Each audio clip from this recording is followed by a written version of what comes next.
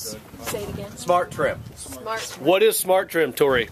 It's Compressed. It's compressed wood fibers, which comes pre-painted, and it holds paint. So it doesn't warp like Right. like a 2x. Yeah. It doesn't have one. It doesn't. Is this also part of the smart trim? Yes. And that's what we're going to. There's Do they use that anymore? Typically, they don't use a lot of drive it. The question about drive it versus stucco. In this market is not attainable. It's too expensive. What is that? So Don't have the supply and demand. it's a different kind of stuff. Yeah, you So don't. this is the smart trim. On the side of that house over there, that is called smart Board? close Siding. Panel. Smart panel. The roof is actually fiberglass. Nowadays, most people say asphalt, but that has gone away quite a few years ago. So it's actually fiberglass roofs nowadays. Fiberglass. And that is a 30-year. 30-year. What's this here? warranty on that. Cultured stone. Well, you've had samples of these things I noticed in a corner over there. Yeah. So I'm pretty much used to what They call it stack stone. We'll have choices there. we'll have that time shown down here eventually. So right here, you see this little deal right here? What's that called? Oh, I know, teacher. I know. It's called a soffit. It's a soffit. What else is that called? A shed roof. Yes. Or Or an eyebrow rub. What's the garage door? What's the garage door made out of? Shed roof.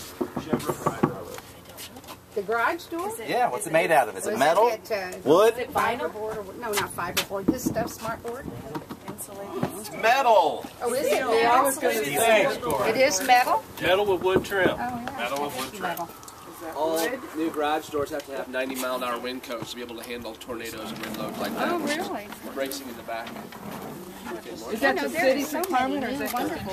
Municipality requirements Hey, nowadays. Chad, one more thing before we go in. Notice the fence over there? Yeah. No, close. Looks like wrought iron. Aluminum. Aluminum.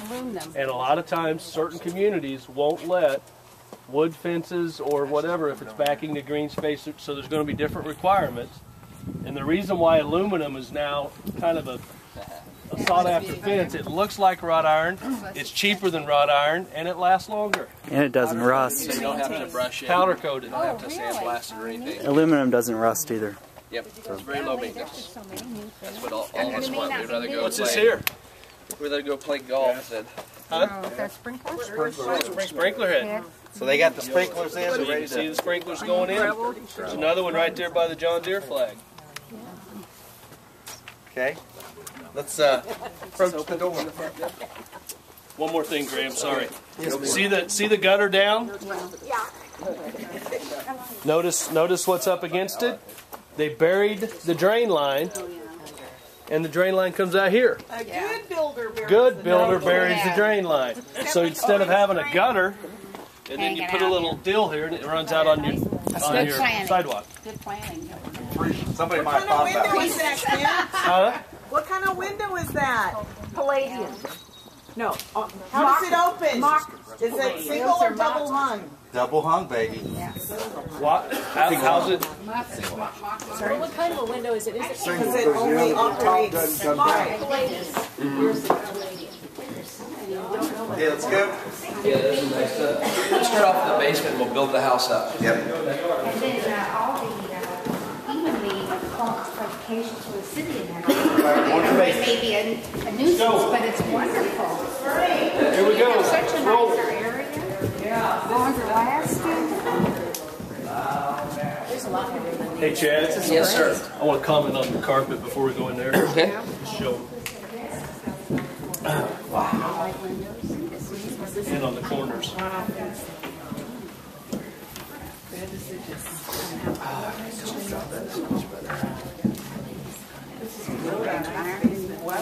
You okay? Okay. One of the things that builders have started doing and getting smart is notice the carpet change. Why would they put different carpet on the steps? Exactly. What? Wear and tear. This will show the wear and tear. This right here, notice this corner. Bullnose.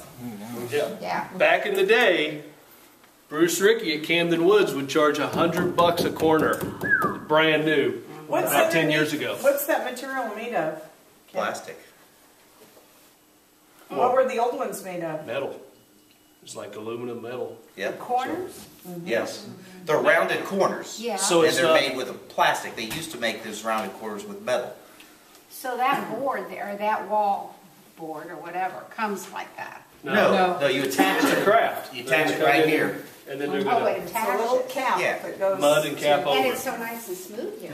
Now, is that just something the builder and the buyer? The builder does that because It's more desirable. it's a better look. It's an upgrade though. No. Yeah, yes, it would Is be. it Standard in our upgrade? houses now, but Standard. it's evolution. Yeah. Be competitive. It used to be, as I said, it used to be $100 a corner when it first came out about 10 That years was a ago. big thing, yeah. What are Yes. you standing on? Steps. Is that the tread or the riser? This is the tread that I'm Tread. standing on. The So risers. riser's the one that goes up from here. Vertical. And these right here are called what?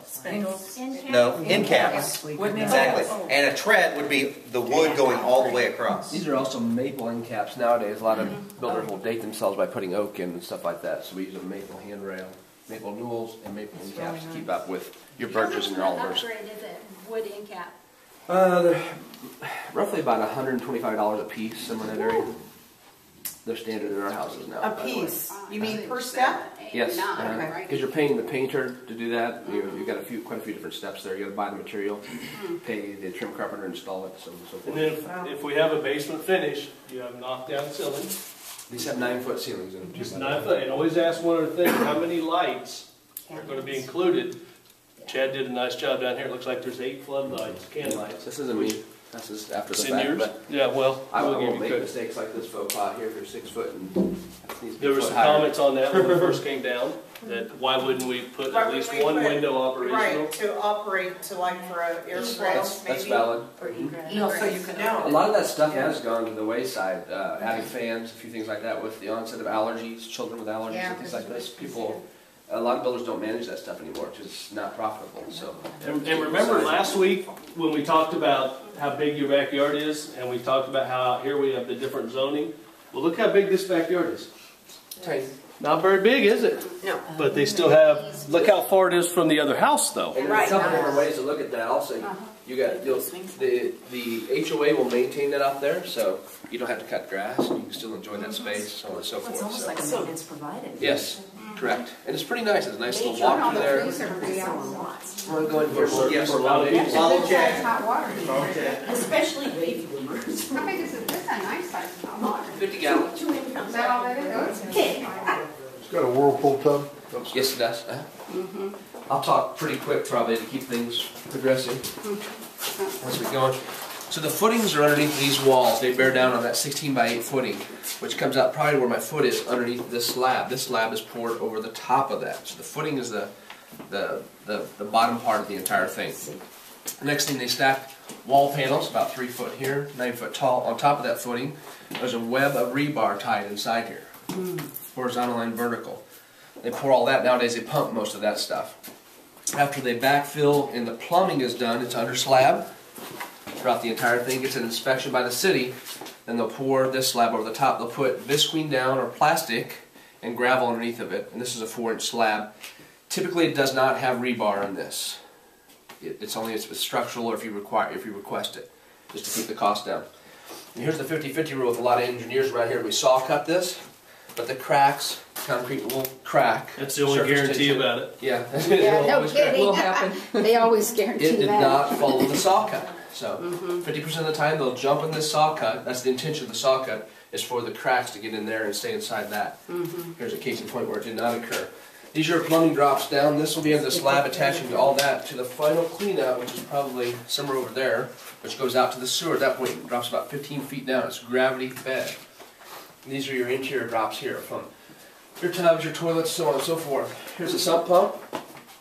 It's on a dedicated circuit. You always want to make sure it's on a dedicated circuit, not a GFCI circuit where it can get tripped and go off during the And if you storm. leave and go on vacation, it's probably a good idea to have a battery backup Yeah, I just was in gonna case say.